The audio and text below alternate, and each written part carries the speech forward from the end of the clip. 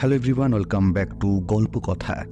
আজকের এপিসোডে দুটি ঘটনা রয়েছে। দুটি ঘটনাই বেশ অদ্ভুত।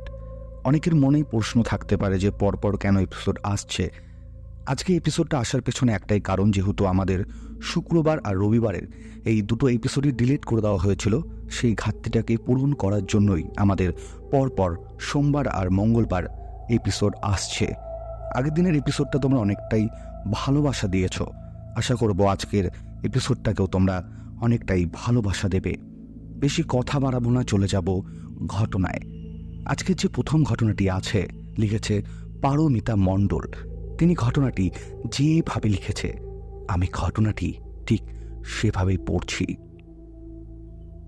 গল্পটি প্রায় 50 বছর আগে আমার দাদুর মুখে শোনা ঘটনা।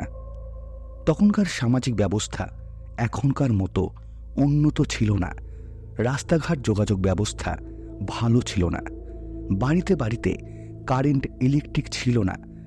এখনও এরকম গ্রাম আছে যেখানে পাকা রাস্তা নেই, যোগাযোগ ব্যবস্থা ভালো নেই। নিজের সাইকেল, বাইক নিয়ে রাস্তায় চলতে হয়, অথবা অনেক বেশি ভাড়া দিয়ে রিক্সা, অটো, টোটো রিজার্ভ করে যেতে হয়। এই ঘটনাটা উত্তর 24 পরগনার গাইহাটার দিকে একটি অত্যন্ত গ্রাম এলাকার গল্প। আমি যেহেতু তখনও জন্ম হয়নি, তাই গল্পটা কতটা সত্যি সেটা আমি জানি না, কিন্তু আমার দাদুর মুখে শোনা গল্প। তাদের সময়কালে এই গল্পকে সত্যি বলেই মনে করে। অমলের জন্য অনেক দিন ধরেই মেয়ে দেখা চলছিল। দাদু আমাকে যেভাবে বলেছে আমি ঠিক সেভাবেই বলছি। অমলকে বিয়ে দেওয়ার জন্য তার মা, তার দুই দিদারা অনেক মেয়ে দেখেছে। অমলের বাবা নেই, বছর 6 হলো তার বাবা মারা গেছে। দুই দিদির বিয়ে হয়ে গেছে, তাদের স্বামী পুত্র নিয়ে ভরাট সংসার। অমলদের অবস্থা মোটামুটি ভালোই, অনেক জমি জমা, পুকুর বাগান আছে, বেশ সচ্ছল পরিবার। খাওয়া পড়ার কোনো অভাব নেই। অমলের মায়ের বয়স হয়েছে, বয়স প্রায় 50-55 কাছাকাছি। সেই ছোট্টবেলায় 10 বছর বয়সে বিয়ে করে এসেছিল, তখন থেকেই সংসার দেখছে। শাশুড়ি মাতা মারা যাওয়ার পর তিনিই বাড়ির কর্ত্রী। এখন বয়স হয়েছে, শরীর ঠিক মতো সাথ দেয় না, তাই ভরসা করে সব কাজ একা একা করতে পারে না। আগে মেয়েরা ছিল সাহায্য করার মতো, কিন্তু এখন তাদের বিয়ে হয়ে গেছে। সেই জন্য অমলকে তাড়াহুড়ো করে বিয়ে দেওয়ার ব্যবস্থা করা হচ্ছে। অমল তার মা বাবার বেশি বয়সের সন্তান, তারপর সবার ছোট, তাই সে খুব আদরের। মা বাবা, দিদারা, কাকা কাকিমা, জেঠুতো সবাই অমলকে খুব ভালোবাসে। আর বেশি ভালোবাসার কারণে সে খুব সহজ সরল প্রকৃতির মানুষ, তাই তাকে ভালো না বেসে কেউই থাকতে পারে না।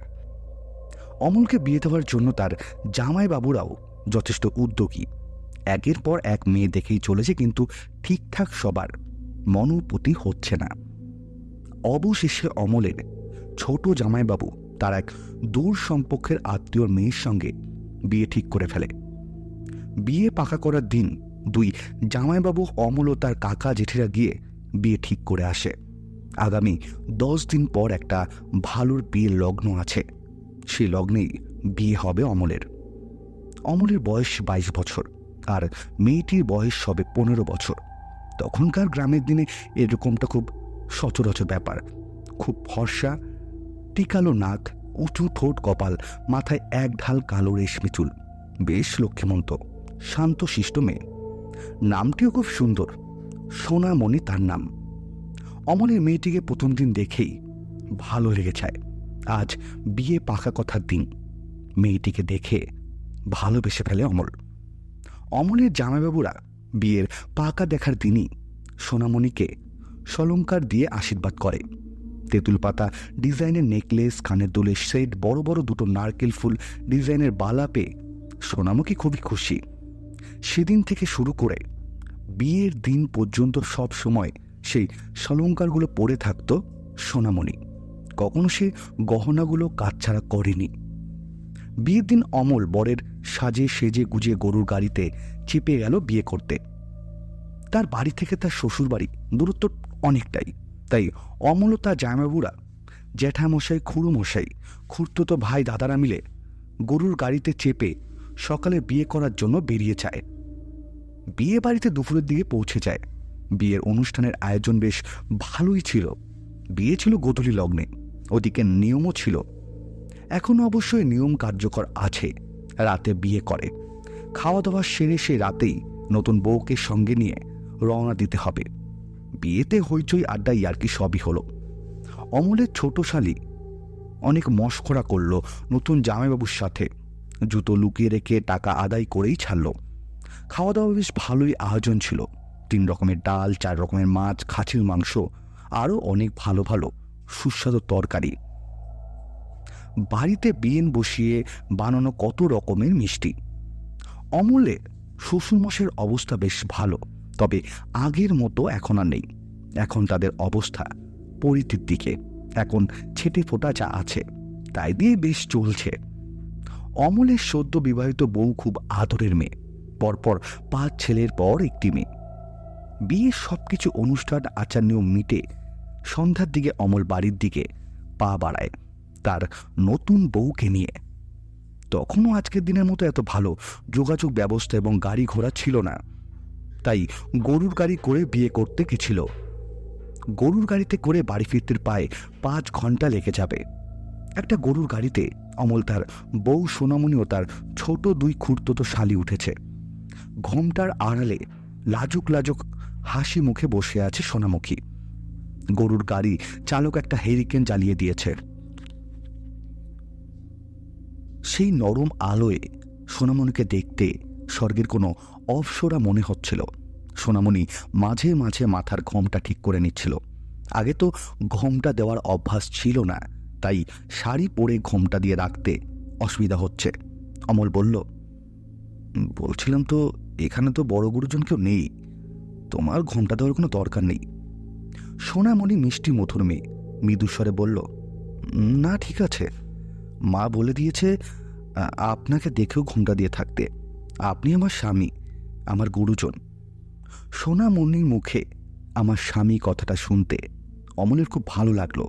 এক অনাবিল আনন্দের শিহরণ খেলে গেল সর্বশরীরে। অমল মনে মনে ঈশ্বরকে ধন্যবাদ দিচ্ছিল এত সুন্দর একটা মেয়েকে তার বউ করে পাঠানোর জন্য। গাড়িতে ওঠার সময় সোনামণির মা টিফিন কৌটো করে মিষ্টি সন্দেশ পাঠিয়ে দিয়েছিল। সোনামণি সেখান থেকে মিষ্টি বের করে বাটিতে ঢেলে অমলকে দিল। অমল তা থেকে মিষ্টি নিয়ে প্রথমে তার 2 ছোট শালিকে মুখে তুলে খাওয়ালো। তারপর সোনামণিকে খাওয়াতে গেলে সে খুব লজ্জা পেল, কিন্তু অমলের জিদের কাছে তার স্বীকার করে মিষ্টি খেয়ে নিল। সোনামণিও একটা মিষ্টি অমলের মুখে তুলে দেয়। অমল শ্বশুরবাড়ি থেকে বেরোনোর 3 ঘন্টা পরে এক জঙ্গল ও তালদিঘি আসে। সেখানে আসতেই সোনামণি তার ছোট বোনের কাছে কাছে গিয়ে কিছু একটা ফিসফিস করে ওকে বলল। তারপর অমলের ছোট শালি রমা বলল, জামাইবাবু, দিদি গাড়ি থেকে নামতে চাইছে। অমল বুঝতে পারল রমা কেন গরুর গাড়ি দাঁড়াতে বলছে। অনেকক্ষণ আগেই খেয়ে দিয়ে বসে আছে, তাই হয়তো প্রস্তাব পেয়েছে। অমলদের গাড়িতে অমল, তার বউ ও 2 ছোট শালি বসে আছে, বাকিরা অন্য গরুর গাড়িতে আছে। গরুর গাড়ি দাঁড়াতে সোনামণি নেমে পড়ল। তারপর রাস্তা পার করে পাশের কানা পুকুর পাড়ে চলে যায়। অমল অন্য গরুর গাড়িগুলোকে এগিয়ে যেতে বলল। তারপর সোনামণির জন্য অপেক্ষা করে রাস্তার মাঝখানে দাঁড়িয়ে থাকে। কিন্তু দেখতে দেখতে 8 ঘন্টা হয়ে গেল, তাও সোনামণি আসছে না দেখে অমল সোনামণির বোনদের বলল, তোমাদের দিদি তো আসছে না এখনো, যাও গিয়ে দেখে আসো, দেরি হচ্ছে কেন? অমলের শালিরা বলল, ঠিক আছে জামাইবাবু, আমরা এগিয়ে গিয়ে দেখে আসি, আসতে দেরি হচ্ছে কেন। 2 শালি গরুর গাড়ি থেকে নেমে দাঁড়ালো। তারপর একটু এগিয়ে যেতেই দেখল তাদের দিদি সোনামণি তাদের দিকেই আসছে। তারা দিদিকে বলল, দিদি, তুমি এত দেরি করলে কেন? সোনামণি শীতল চোখে তাদের দিকে তাকিয়ে দেখল। তারপর আস্তে আস্তে গরুর গাড়িতে গিয়ে উঠল। 2 বোন একে অপরের দিকে মুখ ঘুরিয়ে চোখ দিয়ে মুখ চাওয়াচাওয়ি করল। তাদের দিদি কেন কোনো কথা বলল না। অমনভাবে হনন করে চলে গেল। তারপর গরুর গাড়িতে গিয়ে উঠল। সোনামণির দুই বোনও গরুর গাড়িতে গিয়ে ওঠে। গরুর গাড়ি চলতে শুরু করল। ভোর রাতে অমল বিয়ে করা নতুন বউ নিয়ে বাড়ির দুয়ারে এসে পৌঁছালো। তার মা দিদিরা নতুন বউকে বরণ করে ঘরে তুলল। আশপাশের বাড়ি থেকেও মেয়ে বউরা এসেছে নতুন বউকে দেখতে। রসগোল্লা সন্দেশ দিয়ে সবাই মিষ্টি মুখ করল। নতুন বউয়ের চোখের দৃষ্টিতে কিছু একটা ছিল যা নিয়ে সবাই আলোচনা করছিল। সোনামণির বোনেরাও তার অতি পরিচিত দিদিকে ভয় পাচ্ছে। হঠাৎ তার শান্ত শিষ্ট দিদির চোখের দুটিতে কেমন পরিবর্তন হয়েছে। বিয়েবাড়ি জমজমাট, একে একে সব স্ত্রী আচার পালন করা হলো। সবকিছু খুব খারাপভাবে মিটল। বেশিরভাগ আচারই কিছু কিছু বাধা পড়েছিল। দুধে আলতার থালা উল্টে গিয়েছিল। দুধের রং আলতার মতো কালো হয়ে গিয়েছিল। দুধ জাল দেওয়ার সময় দুধ কেটে কালো ছানার মতো হয়ে গেছিল। বৌভাতে ভাতের থালায় কাকড়ে পরিণত হয়ে গেছিল। বৌভাতের দিন সোনামণির বাবার বাড়ি থেকে অনেক আত্মীয় স্বজনরা এসেছে। অমলদের আত্মীয় ও পাড়াপড়শি এসেছে। সবাই বেশ আনন্দ উপভোগ করেই কাটালো সোনামণি ও অমলের বিয়েতে। সোনামণির দুই বোনও তাদের বাড়ির লোকজনের সঙ্গে বাড়ি ফিরে গেছে। কিন্তু সবার মনে কিছু একটা খটকা থেকেই গেল। ফুলশয্যার খাট সাজানো হয়ে গেছে। ঘরে আছে অমল ও সোনামণি।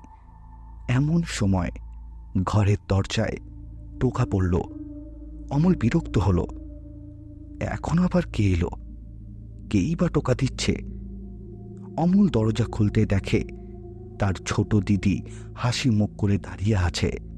অমল জিজ্ঞাসা করল, কি হয়েছে?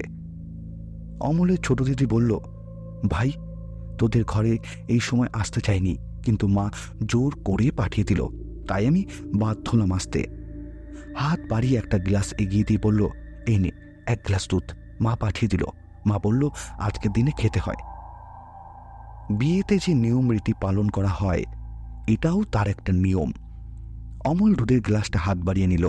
তার দিদি শুভরাত্রি বলে চলে গেল। অমল দরজা বন্ধ করে দেয়। সোনামণি তার দিকে তাকিয়ে আছে। হঠাৎ অমল চমকে উঠে চিৎকার করে উঠল। দুধের গ্লাসের দুধটা যখন তার দিদি দিয়ে গেছিল, তখন দুধের রং সাদা ছিল। এখন হঠাৎ দুধের রং লাল হয়ে গেছে। এইটা কি করে সম্ভব? যে দুধের গ্লাসটা এতক্ষণ গরম ছিল, কিন্তু এখন ঠান্ডা বরফ হয়ে গেছে।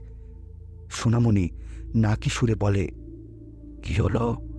কি হয়েছে? চিৎকার করলে কেন? অমল বলল, এই যে দুধের রংটা সাদা থেকে লাল হয়ে গেছে, কিভাবে এটা হলো বুঝতে পারলাম না। সোনামণি বলল, কই দেখি, দুধের গ্লাসটা আমাকে দিন। অমল দুধের গ্লাসটা সোনামণির হাতে দিল। সেই গ্লাসটা হাতে নিয়ে সোনামণি গ্লাসের ভেতরটা দেখে নিল। তারপর হাসি মুখে করে তার হাতটা অস্বাভাবিক লম্বা করে আবার আর এক গ্লাস দুধ নিয়ে এসে অমলের হাতে ধরিয়ে দিল। অমল হতচকিত হয়ে যায়। তারপর অমল যেটা দেখে, সেটা দেখার জন্য অমল মোটেও প্রস্তুত ছিল না। অমল দেখে যাকে তিনি বিয়ে করে ঘরে এনেছে, তার পায়ের নিচটা মাটি থেকে কিছুটা উঁচুতে আছে, আর পায়ের গোড়ালি দুটো পেছনে ঘোরানো। অমল প্রচণ্ড ভয় পেয়ে যায়। কি করবে বুঝে উঠতে পারছিল না। অমল চুপচাপ এক জায়গায় দাঁড়িয়ে থাকে। ঠিক এমন সময় অমল খেয়াল করে ঘরের ভেতরের পরিবেশটা আস্তে আস্তে যেন ঠান্ডা হতে শুরু করেছে। অমল প্রচণ্ড ভয় পেয়ে যায়। কি করবে অমল বুঝতে পারে না। অমল কোনো রকম ঘর থেকে বেরিয়ে যাওয়ার চেষ্টা করে, কিন্তু সেটা অমলের পক্ষে সম্ভব হয় না।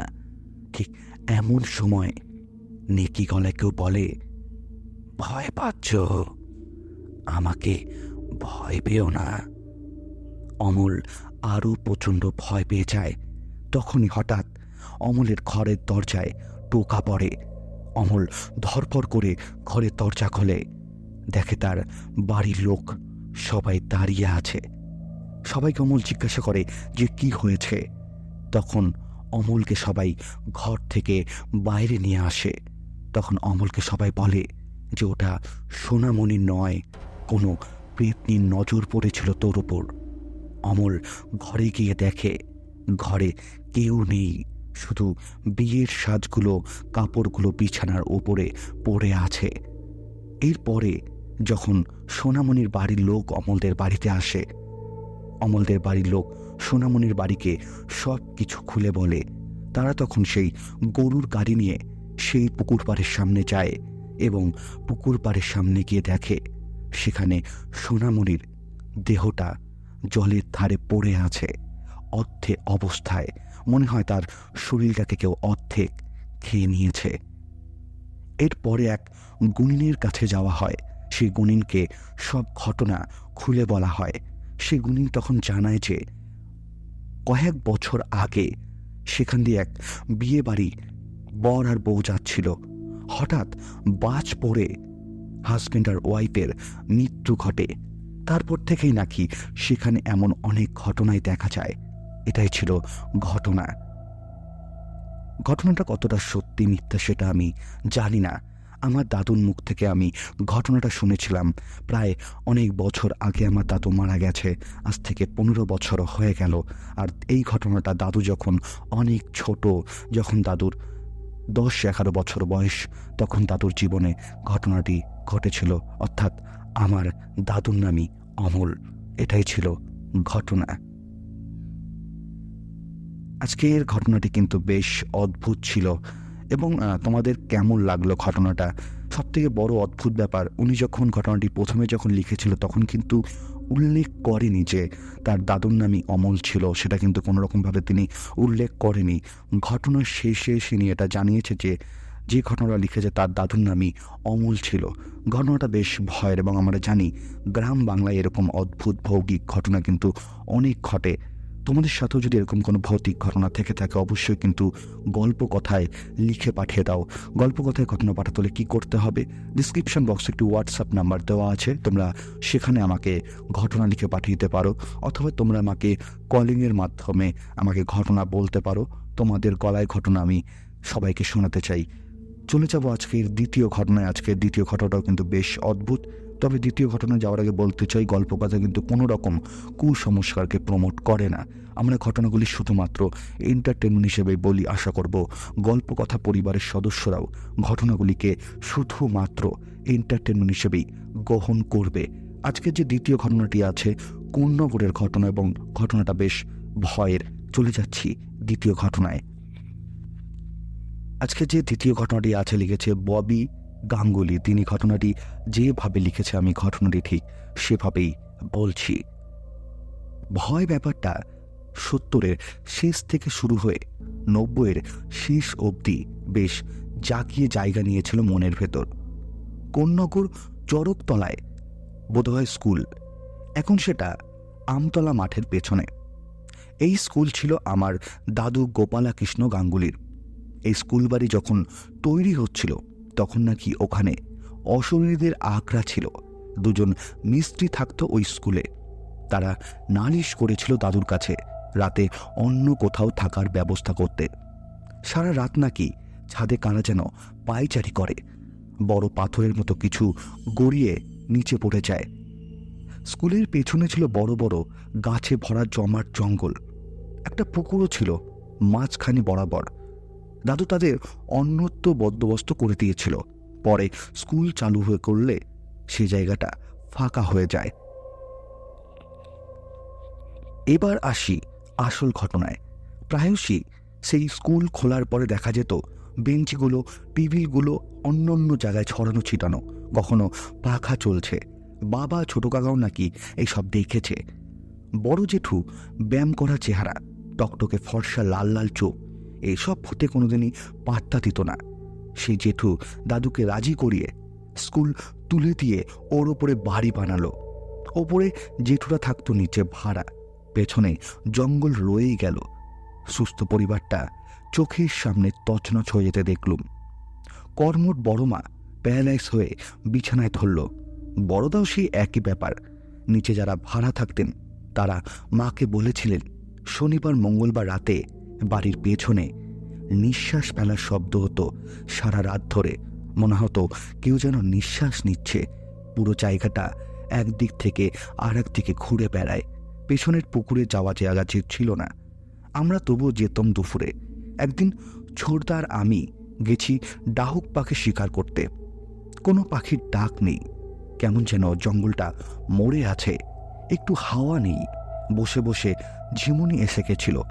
আচমকা জলের শব্দ শুনে তাকিয়ে দেখি একটা বউ পুকুরে গা ধুয়ে উঠে চলে যাচ্ছে। আমি আর ছোটদা অবাক। কোনো মহিলার পক্ষে এখানে পৌঁছানো সম্ভব নয় কোনোভাবেই। মনে আছে সেই মহিলা জঙ্গলে ঢোকার আগে আমাদের দিকে একবার তাকিয়েছিলেন। সেই চাহনি আমার এখনো মনে আছে। সিতারা দিয়ে ঠান্ডা স্রোত নেমে গিয়েছিল। এখনো হলো কোনো রকম দৌড়ে বাড়িতে যাই। সন্ধ্যা থেকে দুজনের খুব ধুম জ্বর আসে। শেষে থাম্বির কথায় ফণি দাদুর কাছে গিয়ে ঝাড়া দিয়ে আসি। তারপর সুস্থ হয়ে বাড়ি ফিরি। এটাই ছিল ঘটনা। হয়তো ঘটনাটা অনেক ছোট ছিল, তবে আমার জীবনে ঘটে যাওয়া এটি সত্যি ঘটনা। আজকের দুটি ঘটনাই কিন্তু বেশ অদ্ভুত ছিল এবং বেশ ভয় ছিল। তোমাদের কেমন লাগলো অবশ্যই কিন্তু কমেন্ট করে জানিয়ে দাও। এবং বলে দিতে চাই, ইউটিউব কিন্তু অনেক সময় গল্প অনেকের কাছে পৌঁছায় না এবং অনেক সময় রিচ ডাউন হয়ে যায়। তাই তোমাদের কাছে রিকোয়েস্ট করব, যারা প্রথমেই ঘটনা শুনছো তাদেরকে বলবো লাইক আর কমেন্ট করতে ভুলো না। কারণ তোমরা যদি লাইক আর কমেন্ট না করো তাহলে ঘটনার রিচ কিন্তু অনেকটাই কমে যায়। তাই একটাই রিকোয়েস্ট করব, লাইক আর কমেন্ট করতে ভুলো না। এবং তোমরাও কিন্তু গল্প কথায় ঘটনা লিখে দিতে পারো। গল্প কথায় ঘটনা পাঠাতে হলে কী করতে হবে, ডিসক্রিপশন বক্সে একটি হোয়াটসঅ্যাপ নাম্বার দেওয়া আছে, তোমরা সেখানে আমাকে ঘটনা লিখে পাঠিয়ে দিতে পারো। এবং বলে রাখি, গল্প কথা কিন্তু কোনো রকম কুসংস্কারকে প্রমোট করে না। আমরা ঘটনাগুলি শুধুমাত্র এন্টারটেনমেন্ট হিসেবেই গ্রহণ করি। আশা করব গল্প কথা পরিবারের সদস্যরাও ঘটনাগুলিকে শুধুমাত্র এন্টারটেনমেন্ট হিসেবেই গ্রহণ করবে। অনেক ধন্যবাদ আজকের দুটি ঘটনা শোনার জন্য। দেখা হচ্ছে সামনের শুক্রবারে ঠিক রাত 10টায়।